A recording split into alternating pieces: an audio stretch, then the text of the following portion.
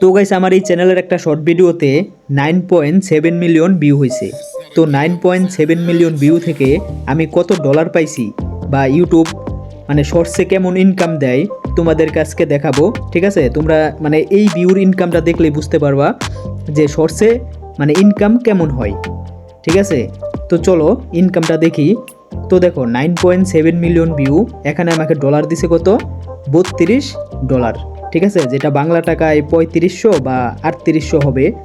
ঠিক আছে, 1 মিলিয়নে তোমার শর্টসে ইনকাম দেয় এই $3 বা $4 এরকম।